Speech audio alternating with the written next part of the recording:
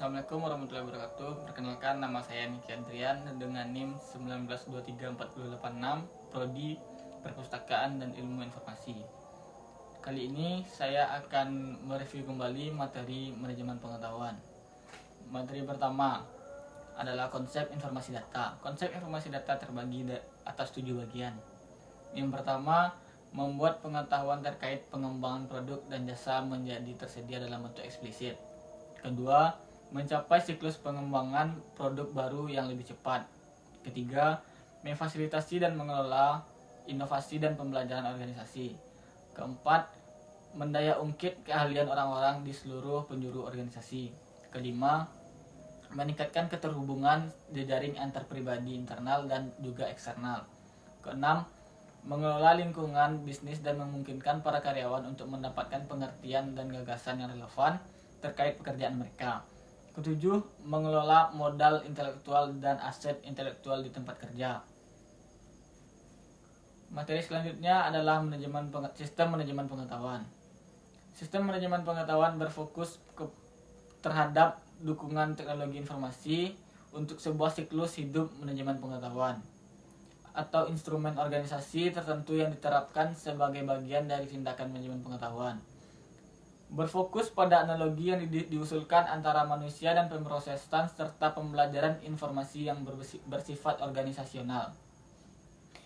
Meninjau ulang seperangkat fungsi yang menjadi bagian dari sistem manajemen pengetahuan sebagaimana yang telah ditawarkan di pasaran. Adanya ekstensi atau integrasi terhadap perangkat lunak yang ada seperti solusi intranet, sistem pengelolaan dokumen, sistem pengelolaan alur workflow, dan perangkat kelompok atau sistem komunikasi.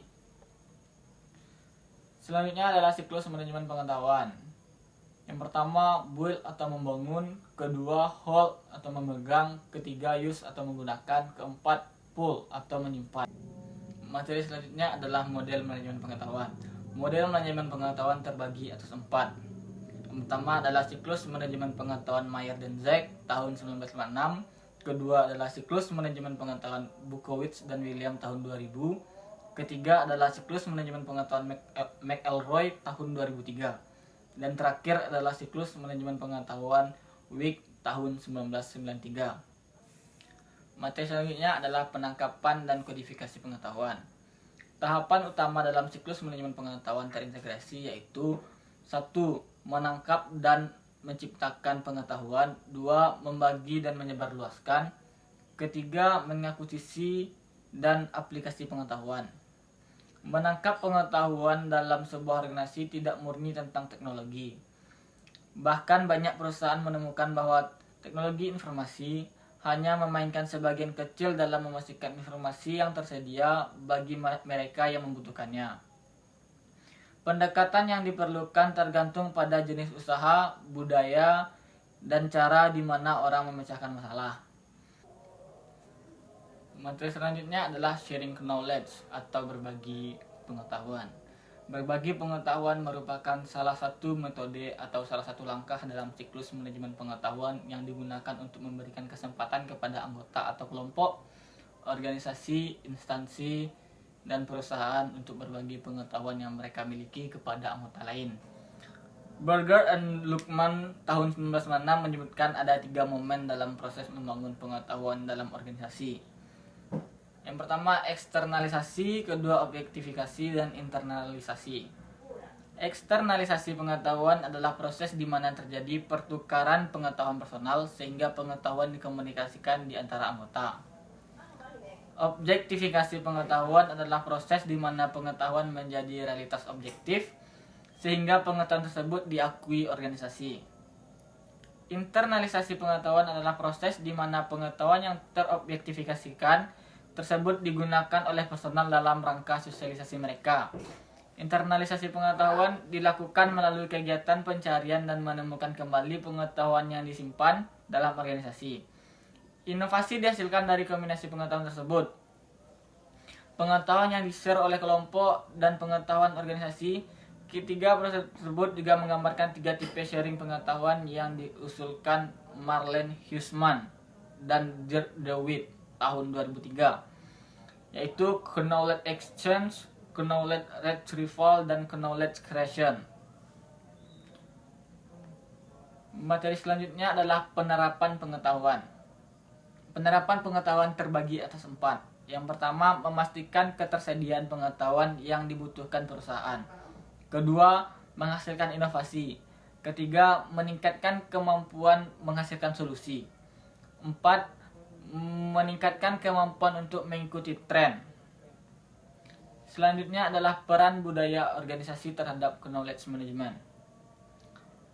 Peran manajemen pengetahuan dalam budaya organisasi adalah agar bisa mengatur organisasi untuk menciptakan, menemukan, mengembangkan, dan mengatasi masalah yang ada di organisasi, baik itu masalah internal maupun eksternal.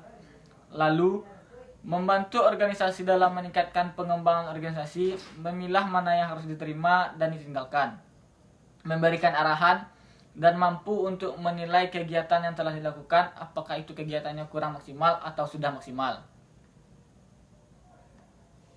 Selanjutnya adalah perangkat manajemen pengetahuan. Perangkat manajemen pengetahuan yang digunakan untuk siklus pertama adalah perangkat penciptaan konten atau content creation tools. 2, data mining dan penemuan pengetahuan. Ketiga adalah blogs. Keempat adalah perangkat pengelolaan konten. Content creation tools dikaitkan dengan sistem manajemen konten. Sistem manajemen konten akan menjadi komoditi masa depan. Perlu adanya standar implementasi dalam pemahaman isu usability. Data mining atau knowledge discovery secara otomatis mengekstrak informasi prediktif dari database berdasarkan analisis statik, dikomunikasikan dengan machine learning, teknik pemodelan, dan teknik database. Mendeteksi pola tersembunyi, hubungan antara data, kemudian menerapkan rules untuk mendapatkan prediktif masa depan. Contoh, decision tree, analisis regresi, dan neural network. Materi selanjutnya adalah implementasi manajemen pengetahuan perseorangan. Secara umum, manajemen pengetahuan dapat dipahami sebagai suatu langkah sistematis dalam mengelola aset intelektual atau pengetahuan dan berbagi informasi dari individu, perorangan, dan organisasi untuk menciptakan keunggulan dalam bersaing dan memaksimalkan nilai tambah. Selanjutnya adalah implementasi manajemen pengetahuan organisasi. Manajemen pengetahuan sebagai proses di mana organisasi mengumpulkan aset pengetahuan dan menggunakannya untuk mendapatkan keunggulan kompetitif. Dengan pengembangan pengetahuan yang dimiliki, karyawan akan mengetahui atau memahami apa yang dibutuhkan untuk mampu mengerjakan tugasnya dengan baik. Selanjutnya adalah strategi manajemen pengetahuan. Strategi manajemen pengetahuan di organisasi.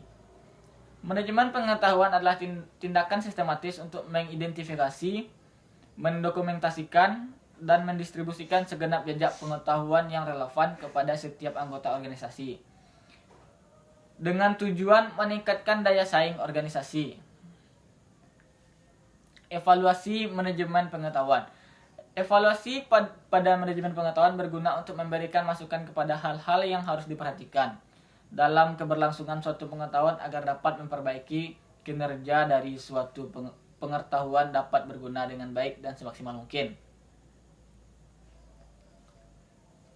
Selanjutnya adalah implementasi manajemen pengetahuan.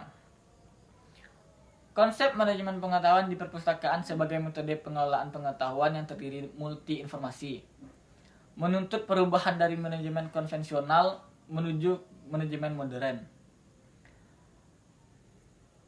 Perpustakaan dengan fungsi konvensional untuk mengumpulkan, mengolah, menyebarkan, menyimpan, dan memanfaatkan informasi untuk memberikan layanan kepada penggunanya, sekarang perlu memperbaiki layanan yang diberikan kepada pemustaka dengan menjadi organisasi pembelajaran yang meningkatkan proses pengelolaan, pengetahuan, dan inovasi. Skill pustakawan perlu terus di-upgrade melalui peningkatan keterampilan dan pengetahuan baru untuk mendukung perubahan tersebut. Menurut Vo tahun 2002, mengemukakan bahwa pustakawan sebagai manajer pengetahuan perlu berperan aktif dalam mencari solusi inovatif terhadap isu-isu tersebut. Baiklah, sekian materi yang bisa saya sampaikan pada review kali ini. Apabila ada kesalahan kata, mohon dimaafkan. Wabillahi taufiq wal hidayah. Wassalamualaikum warahmatullahi wabarakatuh.